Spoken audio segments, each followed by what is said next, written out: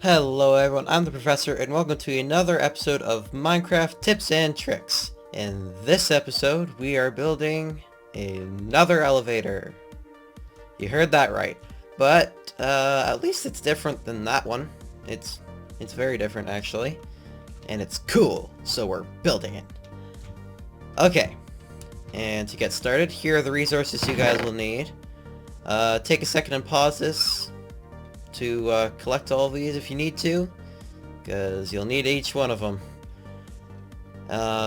As in the last episode, the wool can be replaced by any building block. The smooth stone can also be replaced by any building block, as well as the glass. The furnaces can be replaced by any unmovable block. Immovable, bleh. The stairs can be replaced by any stairs. This does not have to be a stone button, and this does not have to be an oak sign. Everything else should be as it is. This can be honey blocks, I think. Yes, it can be honey blocks. Okay, so now I'm going to put all this in my inventory. Try and keep it mostly in order.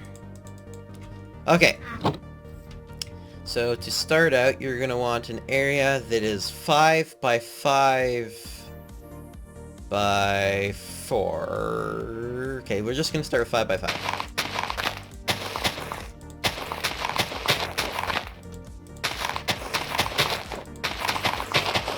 So just to be clear, the redstone itself is 4 blocks tall, and then above it you have your floor level. So in total, the whole bottom section should be 5 by 5 by 5. So here we're gonna just set up our floor. That's gonna be where our floor is, right here. I can't dig down 5 blocks, so my redstone is gonna be sticking up a bit. You guys do it how you prefer. Just know the general area that you need. Okay, so now we're gonna make our floor. So this is our ground level. A 5 by 2 area that I'm just setting up to show you where it's going to be. It does not have to be the size whatsoever, it's just for visuals as is anything else that I do. Okay, so now we are going to build up our actual elevator. Oh, I do not need that there.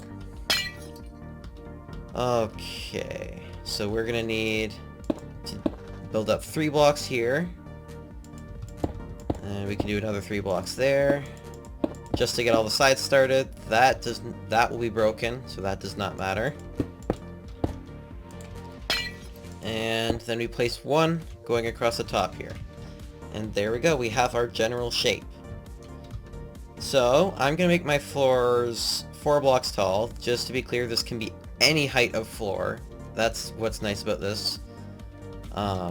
It just will make your job a little more difficult.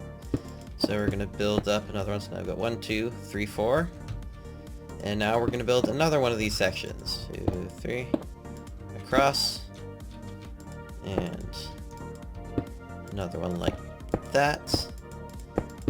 So up another couple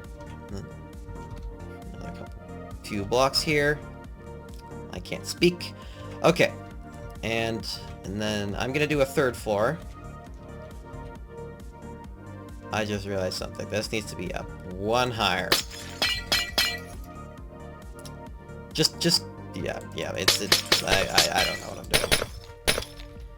I can't speak English. Okay, so we're gonna go actually 1 more block from where we were. Sorry if that screwed you guys up. Now we're gonna go over. And that does not need to be there. I'm just a mess today. Okay, we're gonna build up another 3. There, and then we're gonna do the top of our doorway. This, you can break this, that does not need to be there, that'll be replaced. And so will this block there. And same here. The top on the right is what you need to break. Okay, and we're gonna do our 3rd floor now. We're gonna build up another 1 here.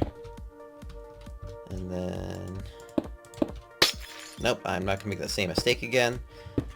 1, 2, 3, 4. There we go. And now here we go. And then build it 1, 2, 3, 1, 2, 3. And across. And we can just cat the top. So that should used up all your blocks. If not, well, you got extra now. Remember to break those too. I might have counted wrong. Tried my best anyway. Okay, now just to complete the sides, we're going to take our stone stairs, place one here, and one here. This will just make it so that you can actually exit the elevator properly without having to go just to the top or just to the bottom. This gives you a little bit more space to exit. We're just going to build a temporary floor like this, just a 2x3. So that's where our floors are, just to make it a little more clear. Okay, we don't need those anymore. That is our basic setup. Okay, now to make the system that actually allows you to switch from bubbles going up to bubbles going down.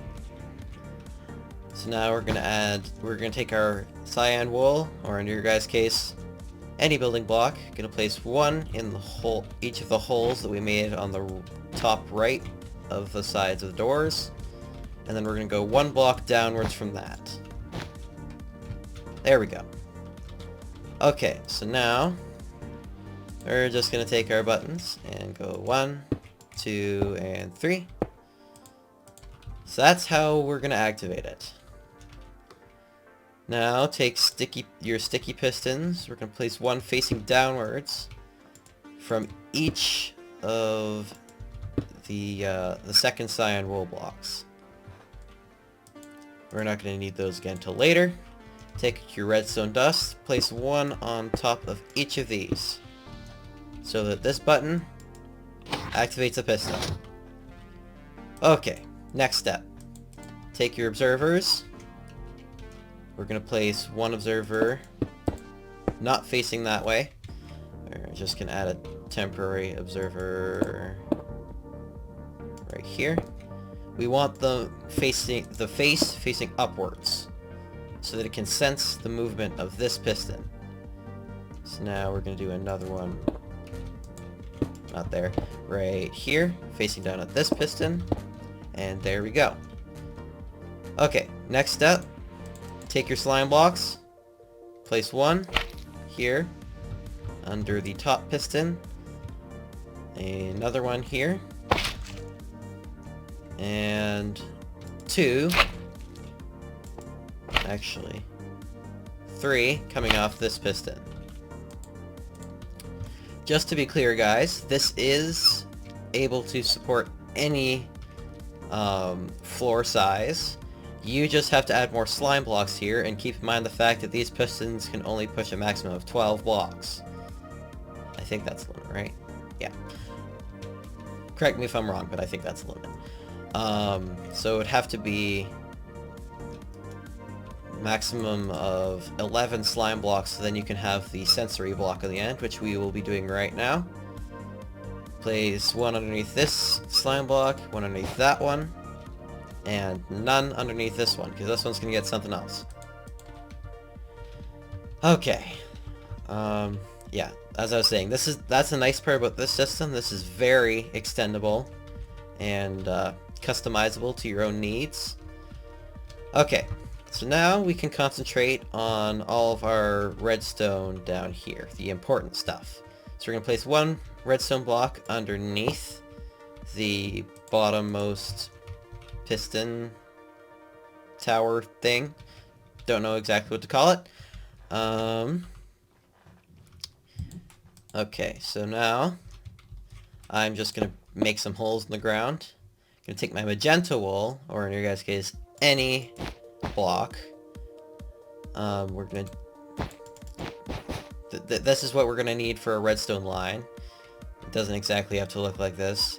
Actually, it doesn't even have to be a building block, it could just be the ground. We're going to break a 1 block hole at the end of this. And from there, now we're going to need our sticky pistons, our redstone dust, our repeaters, our torches, And that's good. Okay. So now we're gonna do a two long redstone line here, a sticky piston facing upwards here, a repeater coming off of that, then a sticky piston facing to the left from the back, a piece of magenta wool here, and a 1-block hole in the ground beyond that. So this is what's called a T flip-flop. So basically, it allows you to use a button to activate something and then press it again to deactivate, because if you know Minecraft buttons, you click them on, and then they go off again. So this allows this thing to be turned on and then turned off. Okay, we're gonna place a torch right here. It could be on technically any side, I think. Okay, hold on. Hold on a second. Yeah, it can be any side here. It does not matter. Okay, and now we're gonna add a redstone. We're gonna break another 2 blocks here and place any building block, or you don't actually have, or you don't have to place anything at all. Just put on what's there. And we're gonna place another 2 redstone dust. Now we're gonna place some wool, or any building block in configuration like this. And I'll figure that out after. Okay, so we're just gonna stay with this for now. Okay, we're gonna place now 1 sticky piston here, and another sticky piston here. These will be our bubble blocks. Whatever. Okay, we're gonna place soul sand on this one, and magma block on this one. They could be switched around. Doesn't really matter. Okay, so just trying to remember here. Okay, so we're gonna need a sticky piston facing to the back, and then another block of redstone. That's a furnace. So this one will be activated when this one is deactivated. Now we're gonna add some magenta wool right there. No. There. Yeah. I think. Okay, I need to consult my thing again. I'm not sure, actually. This is too complicated. Okay. This should be fine. Yeah. Okay. This is actually correct. Never mind. I'm just a big kerfuffled mess today. Now we're gonna add a redstone line leading up to this repeater that I just placed here and didn't tell you to place there. Telling you now. Place the repeater there. And we're gonna need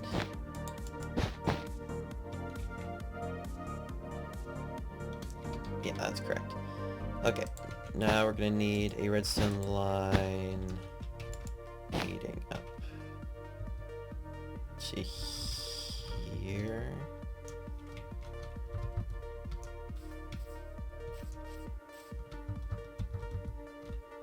Yeah.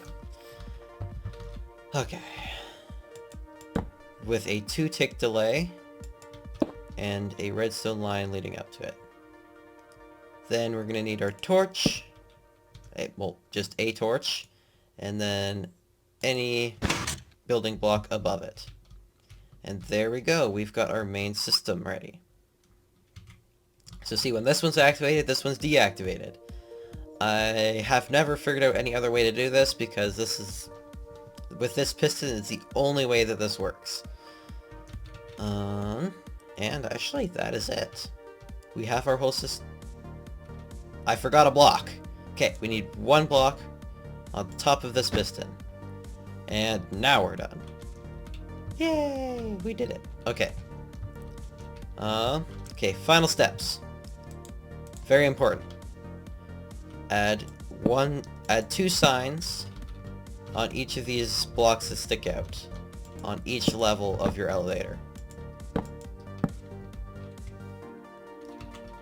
That is to prevent any water from coming out of the elevator.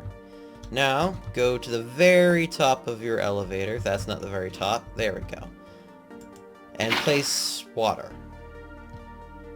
And in survival mode, the easiest way to make all of these source blocks so that you can get bubbles is using kelp. So that is what we're going to use. Just as a demonstration. I could just use a water bucket, but in survival mode you won't. So now we're going to place them leading all the way up to the top. And then break all of them.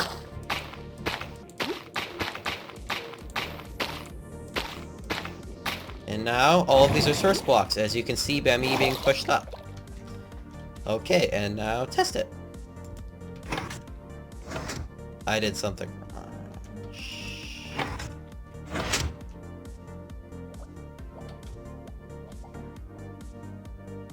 Oh. Yeah, that might be important. Okay, so if you're gonna cover up all your redstone, you want there to be immovable blocks surrounding your whole pillar of slime blocks down here.